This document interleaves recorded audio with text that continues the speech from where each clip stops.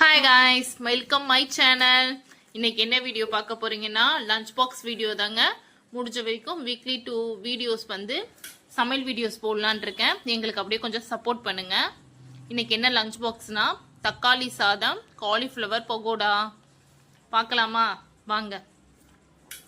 அதுக்கு 2 ஸ்பூன் கடலை மாவு, 2 ஸ்பூன் அரிசி மாவு, 1 ஸ்பூனும் 1 spoon cornflour powder 1 spoon, 1 spoon chicken 65 masala, வீட்டு மிளகாய் தூள் கொஞ்சம், காரத்துக்கு ஏற்ப சால்ட்டு தேவையான அளவுக்கு போட்டு தண்ணி கொஞ்சமாக ஊற்றி கொஞ்சம் கெட்டி பதத்துக்கு பிசைஞ்சு எடுத்துக்கலாங்க. காலிஃப்ளவர் சின்னதாக கட் பண்ணி சுடு தண்ணியில் ஒரு 5 மினிட்ஸ் போட்டு எடுத்துக்கிட்டேன்.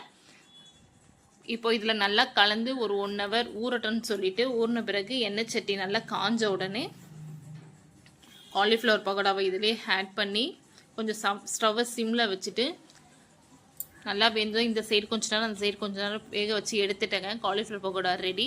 இப்போது தக்காளி சாதத்தை ரெடி பண்ணிக்கலாம். அதுக்கு ஒரு அழகு அரிசியை உப்பு போட்டு அரிசியை நல்லா உதிரி உதிரியாக வேக வச்சு வடித்து எடுத்துக்கிட்டேன். இப்போது கடாய் வச்சுக்கிட்டு 2 ஸ்பூன் எண்ணெய் ஊற்றி கடுகுளுத்தம்பருப்பு போட்டு கடுகு பொரிஞ்ச உடனே சோம்பு போட்டுக்கலாங்க. சோம்பு மனம் கொடுக்கும், அது நல்லாயிருக்கும். அதனால் சோம்பு போட்டு தாளிச்சிட்டு வெங்காயம் 4 வெங்காயம் போட்டிருக்கேன். வெங்காயம், கருவேப்பிலை, பச்சை மிளகாய் இதையும் நல்லா ஆட் பண்ணி நல்லா வதக்கிக்கலாங்க. முக்கால்வாசி பதம் வதங்கின பிறகு பூண்டு போட்டுக்கலாம். பூண்டு ஃபஸ்ட்டே போட்டால் அடி பிடிக்கும், அதனால தான் பூண்டையும் போட்டு நல்லா வதக்கிக்கலாங்க.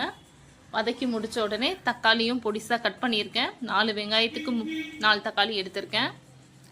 தக்காளியும் பொடிசாக கட் பண்ணதுனால இதிலே போட்டு நல்லா வதக்கிக்கலாங்க. தேவையான அளவுக்கு உப்பையும் இதிலே ஆட் பண்ணியிருக்கேன். வதக்கிட்டு மஞ்சள் பொடி தேவையான அளவு, மிளகாய் தூள் தேவையான அளவுக்கு ஆட் பண்ணிக்கலாம். ஏற்கனவே பச்சை மிளகாய் போட்டுக்கிறதுனால மாற்று காரத்துக்கு ஏற்ப சேர்த்துக்குங்க. நான் ஒரு ஸ்பூன் போட்டிருக்கேன். 1 ஸ்பூன் போட்டு இதிலே நல்லா வதக்கிக்கலாங்க. வதக்கிக்கிட்டு உங்களுக்கு எண்ணெய் பத்தலைன்னு நினச்சிங்கன்னா மேலுக்கா நல்லெண்ணெய் கொஞ்சோண்டு சேர்த்துக்கலாம், நல்லாயிருக்கும்.